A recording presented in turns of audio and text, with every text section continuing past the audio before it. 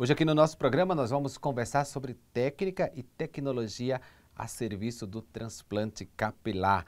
Boas notícias para melhorar a nossa vida e o Dr. Rafael Reinet é o nosso convidado. Seja muito bem-vindo. Prazer é meu, tudo bem? Tudo ótimo e nós vamos falar de um assunto que deixa muita gente bem também, que eleva a autoestima, que é o transplante capilar. Correto, doutor? Correto? E o transplante capilar, ele vem evoluindo muito. Hoje é possível implantar um grande número, né, de folículos, né, que são os cabelos, e também com naturalidade. Porque antes, né, doutor, parecia aquele cabelo de boneca, as pessoas fugiam do transplante e hoje é imperceptível. É isso aí. A técnica que a gente tinha anteriormente se chamava FUT, que era uma técnica que a gente retirava as unidades foliculares em faixa da região posterior da cabeça e implantava elas de forma unidas na região da frente, né? E hoje a gente consegue fazer a extração das unidades foliculares de forma única, ou seja, eu tirar um por um da região doadora e implantar um por um.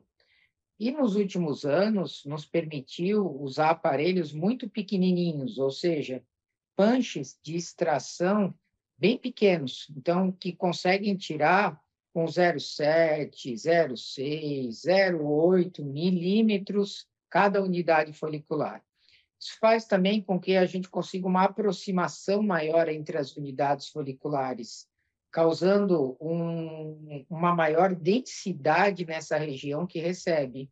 E também uma naturalidade, porque nós entendemos melhor como criar essa hairline, como fazer a implantação dessas unidades foliculares nos ângulos certos, nas regiões, né? Então, região de têmpora, fazendo esse caimento para cá, região da coroa, implantando de acordo com o redemoinho de cada pessoa, né? A região da frente, a angulação correta que a gente tem que fazer essa implantação, isso faz com que o resultado fique muito natural.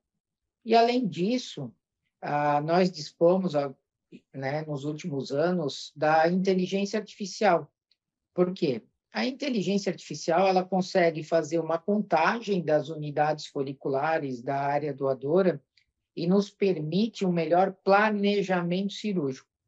Além dessa contagem das unidades foliculares, ela também nos permite fazer um cálculo da densidade, da quantidade de fios que a gente precisa transplantar, de acordo com a espessura do fio do paciente e de acordo com o tamanho da área que a gente quer realizar o transplante. Então, doutor, a tecnologia aí a serviço da estética, né? Um procedimento com precisão. E é uma obra de arte, né? Um transplante de cabelo precisa ser realizado por um profissional com experiência, tanto para entender, né, a individualidade e também a técnica, o manejo associado a toda essa tecnologia para o paciente ter um resultado satisfatório e natural, porque o objetivo é esse. Exatamente. Então, imagina que a gente precisa calcular quantas unidades foliculares o paciente tem para dar para a gente. Precisamos calcular quantas unidades foliculares o paciente precisa receber para ter uma boa cobertura e também ter essa conta baseada nas unidades foliculares e quantos fios tem cada unidade folicular. Imagina que eu consiga tirar unidades foliculares com muitos fios de 3, com muitos fios de 4, mas eu preciso também ter unidades foliculares com apenas um fio. Por quê? Porque essa hairline ela vai ser construída na naturalidade com unidades foliculares de um fio. Então, você vai plantar nessa região da frente, né? Implantar nessa região da frente, unidades foliculares com um fio, porque isso vai dar naturalidade. Assim como a angulação que você vai botar esse fio ali, vai fazer com que essa naturalidade ela cria esse aspecto de parece que não é transplante. E isso é o que o cirurgião quer. Essa é a assinatura dele, e isso requer muita experiência, prática, treinamento, para que eles sejam implantados da melhor forma e causem esse resultado natural. Além disso, quando você tira muitas unidades foliculares, você precisa fazer uma conta exata. Por quê? Porque imagina que se eu tirei muitas unidades foliculares com um fio e eu implantar todas elas de um lado, e eu tirar muitas unidades foliculares com 3 fios e implantar todas elas do lado, um lado ficaria com uma densidade muito maior que o outro. Então, é preciso que se faça uma conta para que aconteça uma distribuição de forma adequada em toda a região. E essa matemática, a inteligência artificial, consegue nos auxiliar com precisão para que aconteça essa distribuição de forma natural, de acordo com cada região da cabeça, e também essa distribuição para que fique a densidade igual em todas as áreas. Doutor, também consegue otimizar o tempo de cirurgia? Eu, particularmente, já fiz mais de um transplante capilar. Quando eu fiz o primeiro, ainda era aquela técnica com incisão, ficou muito bom, mas o segundo foi muito menos dolorido, a recuperação foi excelente e o resultado muito satisfatório, né? Com essa extração e essa implantação fio a fio. Essa tecnologia também ajuda nesse tempo cirúrgico e na recuperação? Ajuda bastante. Então, algumas coisas aconteceram para que melhorou a nossa performance, melhorou a satisfação do paciente, né? Essa jornada dele durante o procedimento e pós o procedimento. Então, algumas coisas aconteceram que evoluíram bastante. Primeiro, o tipo de sedação. Lá no início, né, a gente fazia com um comprimidinho oral, mais anestesia local e realizava o procedimento assim. Hoje, realizamos o procedimento, né, nos últimos anos, aí 5, 7 anos, somente com sedação sob supervisão do anestesista, realizamos o bloqueio anestésico de alguns nervos, utilizamos muito menos anestésicos, com o surgimento de aparelhos multifásicos também, a qualidade das unidades foliculares melhorou muito. O que são esses aparelhos multifásicos, né? Então, no início, a gente usava aparelho que girava só num sentido, com uma alta rotação. Esse girar num sentido com alta rotação lesionava um pouco o bulbo. Hoje, os aparelhos multifásicos, né, eles agem de que forma? Eu consigo programar eles de acordo com o tipo do cabelo, o couro cabeludo, o paciente, né, de forma individualizada.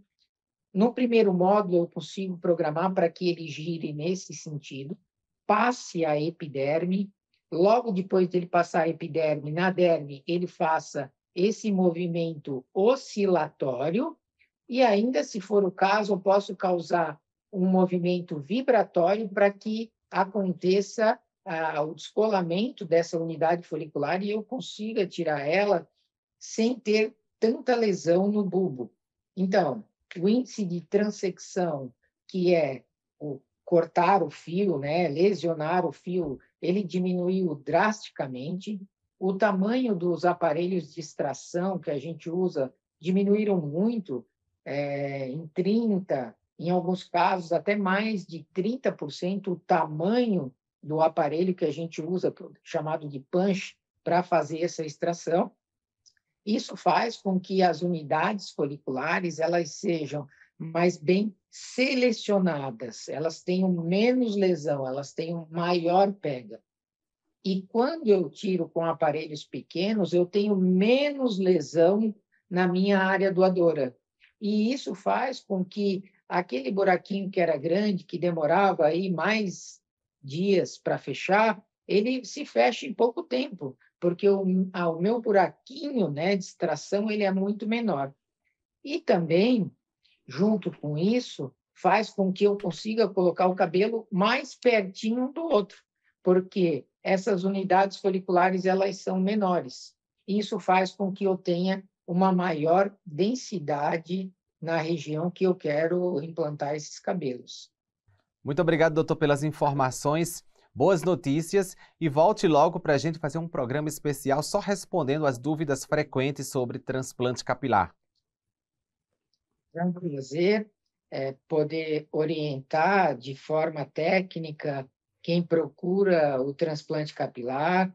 É muito importante que a pessoa ela procure saber se seu médico é um especialista, basta ela acessar o site da SBD, que é a Sociedade Brasileira de Dermatologia, ou o site da Associação Brasileira de Cirurgia e Restauração Capilar, que é a BCR, ver se o nome do médico consta lá, se ele realmente é um especialista, procurar informações com colegas, amigos, alguém que já realizou o procedimento com esse profissional, buscar saber se o procedimento é realizado em ambiente cirúrgico, né, com supervisão do anestesista, sempre lembrando que a sua saúde ela está sempre acima da sua estética. Então, essas informações elas são muito valiosas na hora da escolha do profissional que você vai escolher para que ele deixe a sua assinatura para o resto da vida no seu rosto, né? Então, é fundamental que você faça uma escolha sábia e que você consiga ter os seus sonhos aí de forma bem executada. Muito obrigado você também pela companhia. Eu te espero no nosso próximo bate-papo aqui no Doutor TV.